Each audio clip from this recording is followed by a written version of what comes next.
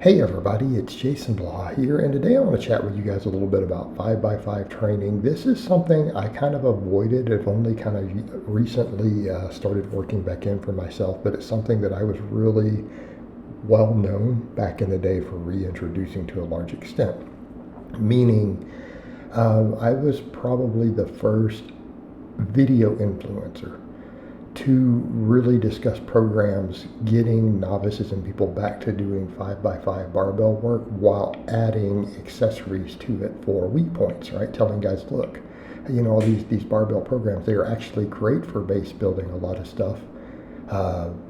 Just like the old school bodybuilders back in the day before the gear use became really prevalent and got excessive.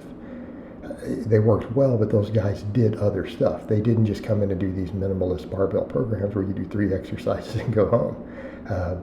They did curls. Okay, they did calves. They did these things. But I think for almost anyone, if you've got the mindset for it, not just novices, you can make 5x5 training work really well. You just got to organize it a little different than novice programs.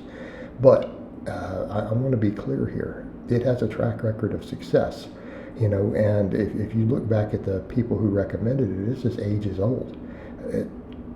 The first person to introduce it was Reg Park, to introduce it formally in publication, right, in 1960.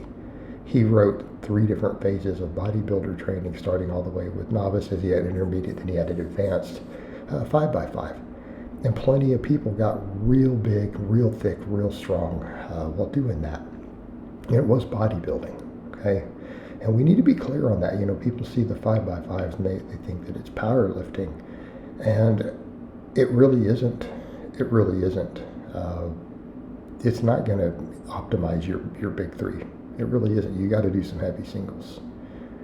But it absolutely works. The thing is that you've got to be aware of, though, if you're going to do it as advanced lifters, it's a little bit different of a ballgame. You can't be pushing these sets to the bleeding edge, and you're going to really struggle with doing it 3 days a week as a full body.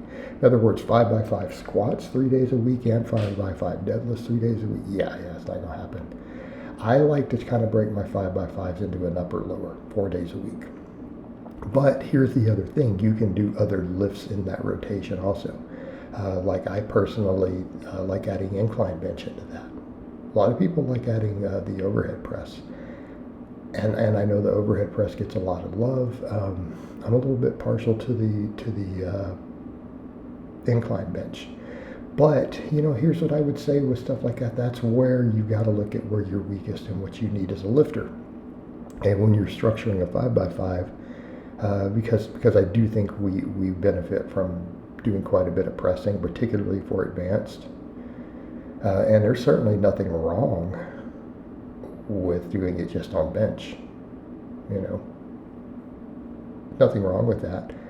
And a lot of people, if they want a second press, they could do tricep work. Like I've seen this sort of so successful with the JM press, done as a second lift.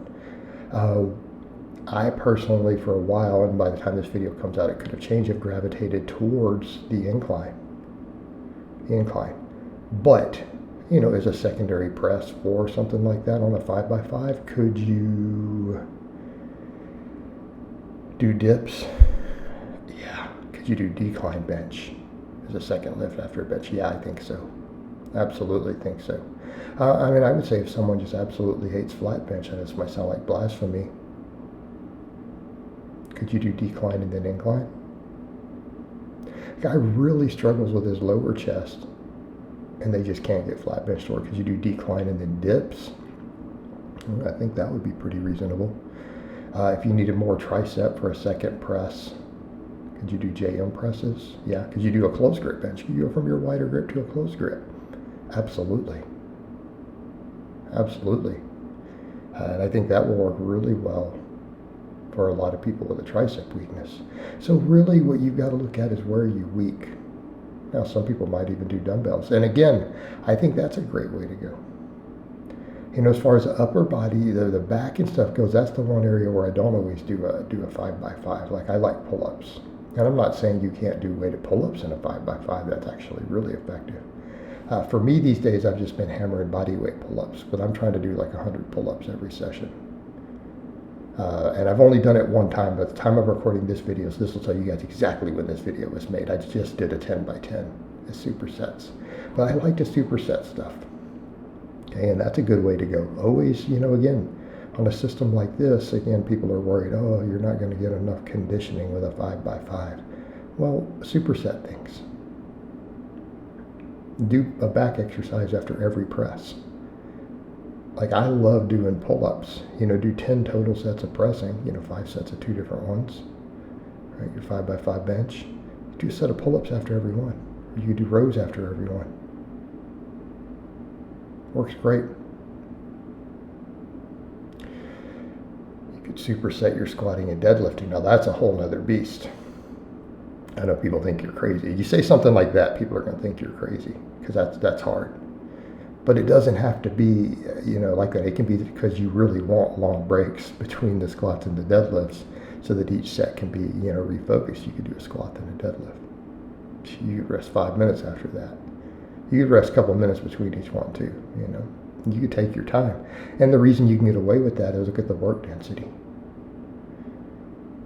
Look at the work density. So what if it takes you a whole hour to do a 5 by 5 squat and 5 by 5 deadlift supersetted? If you chose to do that, who cares? Who cares if it takes you that long?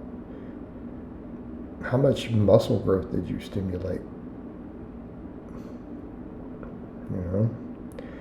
And again, I'll go so far as to say that most people out there just doing that for their lower body will be fine. You probably want some calf work, some ab work. Okay, because that's usually a big problem there. Some people are like, well, my back is, well, it's because your abs are weak. Okay, try and get in and do some ab work. If you need to, do some lower back work. Hyperextension, reverse hypers. Good mornings, you do something. That'll relieve a lot of that issue. But yeah, come in and do some ab work. The main thing is, if you're going to undertake 5 by 5s in an advanced lifter, those initial sets can't be all out. You are going to get a ton of axial loading. Your recovery better be on point. Yeah, your recovery better be on point. But notice how I'm doing all this stuff here. It's all old school. There's no belt on any of this, no wrist straps. I'm just coming in and getting it done. All right. And I would say if you get to a point where with your 5 by 5s, you can get up to for your big 3 plates, 4 plates, 5 plates, for the 3 lifts respectively. I know that sounds crazy to people. And you can bang out pull-ups. You're in a good place, man. I mean, heck, if you can do a 5 by 5 with a 45-pound plate on pull-ups. Whoo. Tell me you won't be a monstrous thick dude. Come on.